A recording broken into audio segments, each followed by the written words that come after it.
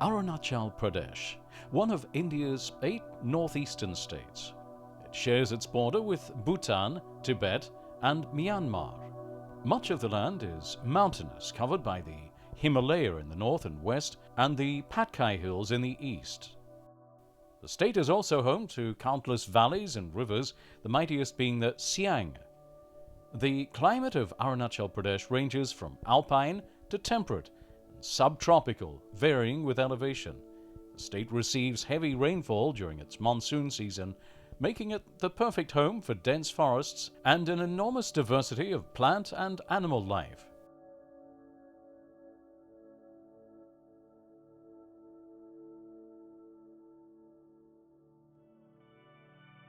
It's a thinly populated state, positioned in the foothills of the Himalaya, just over 1 million people inhabiting an area a little over 83,000 square miles. Much of the Arunachal population live in tribes whose ancestors are believed to have migrated from pre-Buddhist Tibet 2,000 to 3,000 years ago. Oral histories and material culture, including the traditional way of dressing and religious practices, are the strongest indicators of a Tibeto-Burman origin among many of the tribes.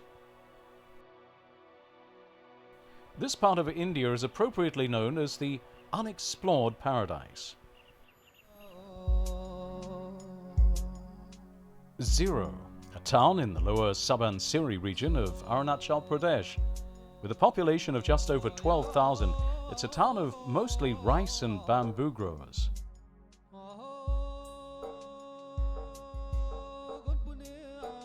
Apatani, as the local tribe's called, derives its name from the Apatani Plateau, where Zero sits. Tourists are drawn here to see their distinct lifestyle and bamboo village. Here you'll find ancient customs and traditions still being carried out and untouched by time. This morning, the Apatani women have come together to begin a wedding ritual at the home of the bride. Over 100 women from a neighboring village will gather here and begin a long march.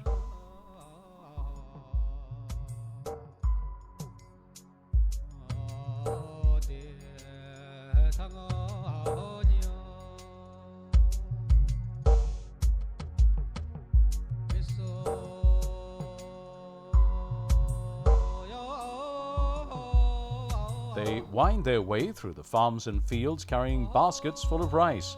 The bride's basket is topped with bamboo shoots and a pair of eggs. This is part of a fertility ritual that dates back to ancient times. While the bride's mother brings up the rear, the bride herself leads the marchers to her soon-to-be husband's home in this march of the Apatanis.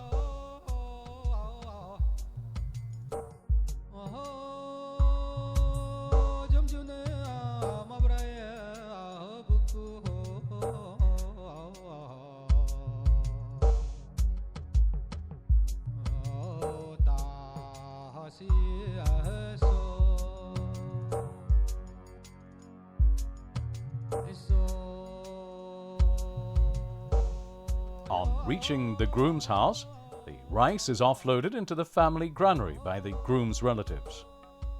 The rice has not been dehusked and remains farm fresh. As the village women drop their rice and leave, they're given a token of appreciation for their hard work by the groom's family members. Each is given 20 Indian rupees in return, or just under half a US dollar.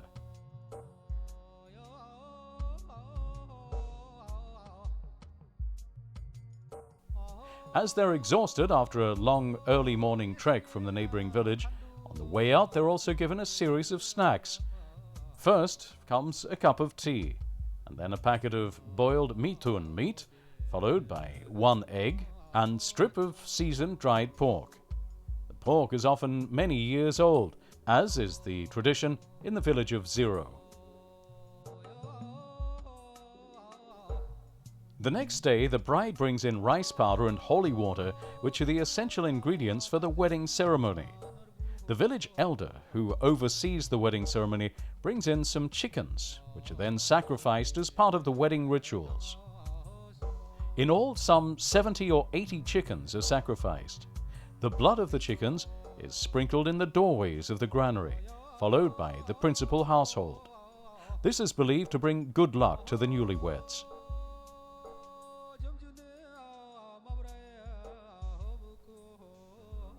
Sacrifices like this are a major part of any marriage in Arunachal. Small structures are created out of bamboo, eggshells and chicken feathers in honor of the marriage. They're hung in front of houses and along village paths to bring good fortune to the newlyweds and their families. The Apatani practice an animist religion called Donyi Polo, believing in the sun and the moon. When they make sacrifices, they oftentimes read the entrails of the once alive animal to know their fortunes. Nothing is wasted, and all parts are either consumed or used in a variety of ways.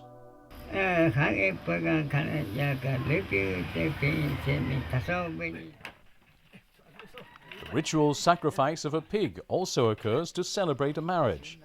It's cooked over a fire in advance of the final day. Chunks of the pig's meat are first laid out to dry, and then cut and roasted directly over the open fire.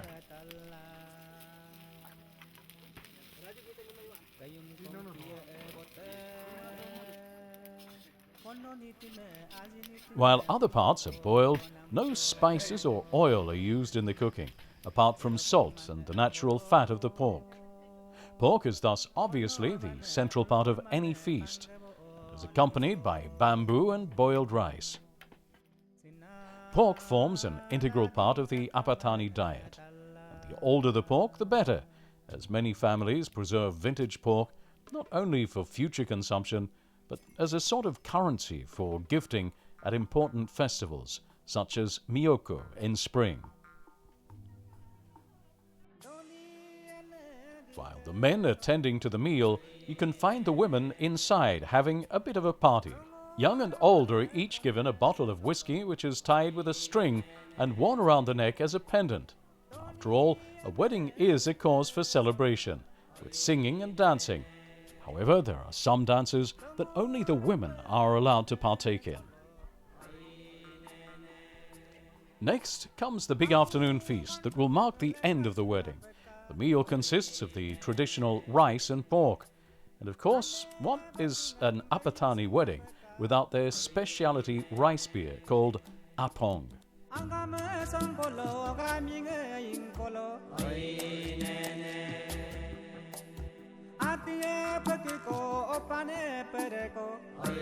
After the wedding, a garbage collector comes to buy all the used bottles of alcohol to recycle them. It's a simple job, but a necessity, as village folk take pride in keeping their village clean. The Apatani people are easily distinguished from the other tribes in the region. The women are fairly recognizable by their facial tattoos and nose plugs made of cane. The tattoo on the chin is meant to mimic a beard. The practice is believed to have started to make the Apatani women less attractive to invading men from tribes from across the border, as they were once known as the most beautiful of all the Arunachal tribes. As it appears, this tradition will remain in the past, as the younger generation does not ascribe to it. Beads are also a major visual identification tool, as the Apathanis often wear certain light blue ceramic beads that resemble turquoise. Relying on agriculture for survival and trade, the Apathanis developed methods of growth and land preservation for their rice and bamboo fields. Like many Asian countries, the Apatani are also known for their sustainable rice cultivation methods. However, long before conservation and sustainable agricultural practices became fashionable around the world, and especially in the West, the Apathanis were already practicing the ultimate form of sustainability. The rice fields are supported by an intricate irrigation system from the springs around the Valley of Zero. A single channel of water manages to irrigate dozens of stepped fields. separated by just a few vertical inches, allowing the water to irrigate one field and subsequently flow to a lower one, and in the process cover a wide swathe of cultivation.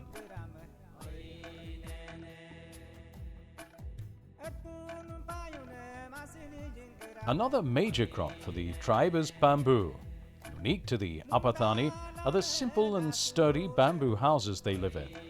Zero Village comprises of rows of bamboo houses that together make the largest bamboo village in the world, and one where almost every house looks alike. Perhaps this is a subtle message in social leveling. Bamboo is a most versatile resource. It's greatly valued among the Apatani people.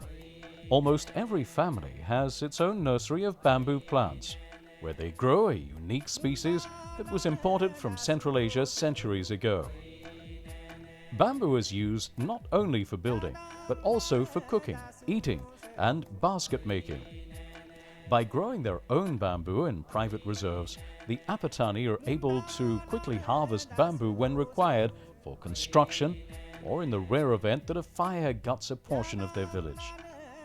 This practice was designed so as not to destroy their local forests.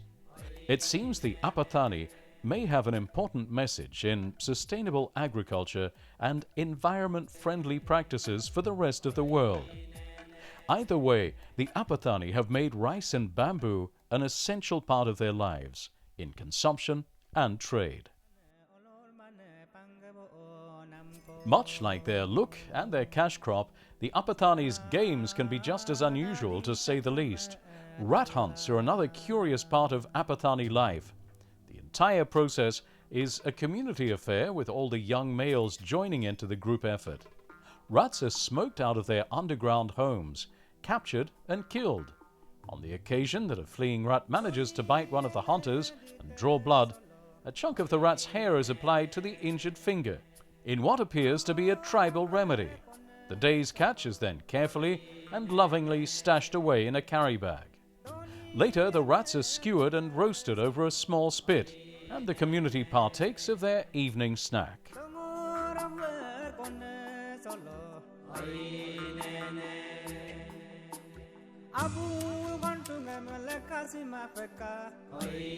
A group of Apatani hunters sets out into the thick forests above Pasighat in search of a variety of possible quarries. Armed with machetes and muzzle-loading guns, the men have shot a macaque. Any Arunachali male will tell you that hunting and cooking over an open fire is one of their favorite pastimes. They proceed to cook within the forest over an impromptu campfire. The meat is cooked using hollow bamboos and plantain leaves. Of course, the remaining skull and bones make for a grisly sight. Next day, the men have scored even bigger. A large male wild boar has been killed. Despite it weighing more than 100 kilograms, one of the hunters manages to carry it back to the forest camp. This will provide them with enough meat for the rest of the hunt, and for some to take back home to their families. They cook the boar's meat over a slow fire and make bamboo baskets to carry the remaining meat back to their village, lining the basket with wild banana leaves.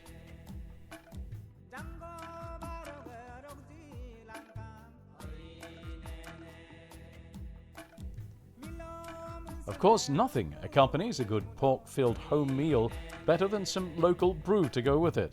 No evening meal or celebration in Arunachal is complete without the customary rice beer, apong. Here it's the women that are the brewmasters. Women sit together to knead a combination of rice and ash. The resulting mixture is placed to cook over a slow fire. Of course, no one would miss the opportunity of a slow fire, so they'll take advantage and add pork to the upper layer of rice and beer as well. Yeast is then added to accelerate the process of fermentation. To test a small sample, they add warm water from atop. The final product is filtered through the admixture, and the final liquid is the apong itself. Being a culture that's based on the oral telling of their history, the apong provides the right motivation to do so. Community meetings are popular and a necessity among the Arunachalis. Whether it's a grievance being voiced or mindless chatter among friends, the bonfire communion is a way of telling history for the Arunachalis.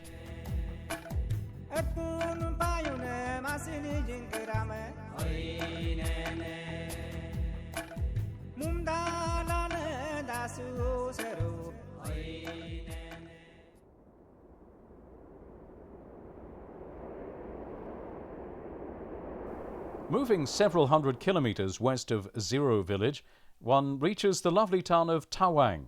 That is, if you happen to be at an elevation of 10,000 feet. With just over 4,000 people living in Tawang, 97% of them are Monpas and practice Tibetan Buddhism. Here, tucked away in the mountains, you'll find India's biggest monastery, the Tawang Monastery. Buddhism in Tawang dates back to the 11th century and has been influenced by a variety of missionaries and sects ever since. Today, most Monpas belong to the Gelugpa sect.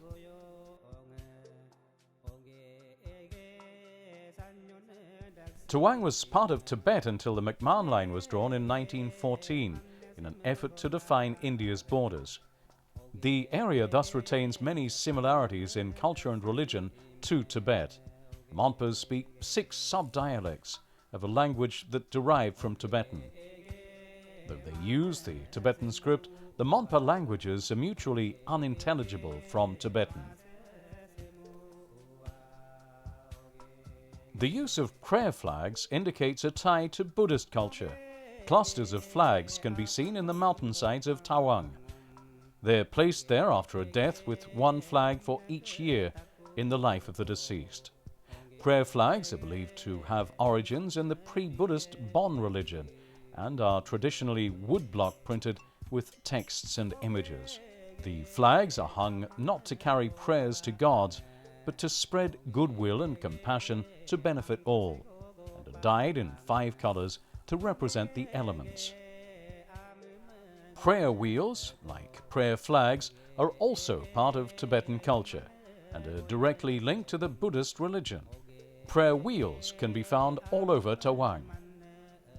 Prayers or mantras are written on the outside of the wheels, and when turned are a physical representation of reciting the prayer.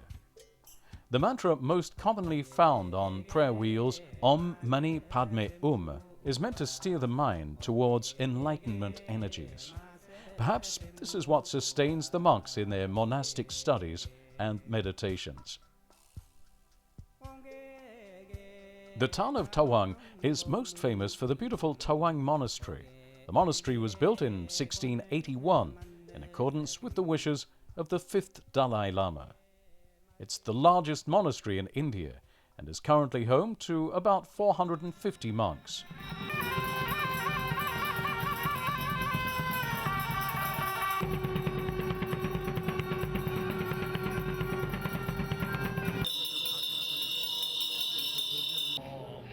One of the most awe-inspiring parts of a visit to the monastery is entering its Grand Assembly Hall. The altar occupies the entire northern side of the hall, where the 27-foot-tall statue of Lord Buddha sits. It's in this hall that monks gather for prayer and dining. The monastery has been a cornerstone of Monpa life for centuries. Young monks here receive a traditional monastic education, as well as a standard education in subjects such as mathematics, Hindi, and English. Besides study, prayer, and meditation, monks, young and old, are also responsible for leading some of the town's religious festivals and celebrations. Losar, the Tibetan New Year, takes place at the end of February or early March for 15 straight days. Parades, music, and colorful costumes come out in full glory during this time, which is also a great time to visit Tawang. The Monpa people, influenced by Tibetan Buddhism combined with their unique tribal and spiritual identity, have made this tiny corner of India a world of their own. Outside of Zero and Tawang, much of Arunachal Pradesh remains relatively unexplored by the outside world. With its rich and diverse tribal cultures, it's a unique face of India. As globalization expands its reach into India's far eastern state, the tribes of Arunachal Pradesh have become less and less isolated. However, despite a shift in cultural practices towards a more modern lifestyle, Arunachal still remains rooted in its traditional religious and cultural ways, and its people continue to celebrate its heritage.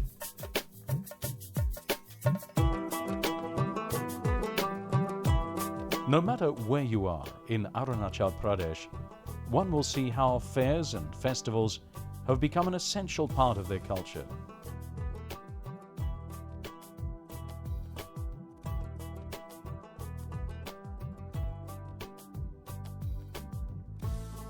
Full of dancing and singing, tribes have different dances, be it the Buddhist dance, drama, or the colorful swinging of the tribes on the Apatani Plateau.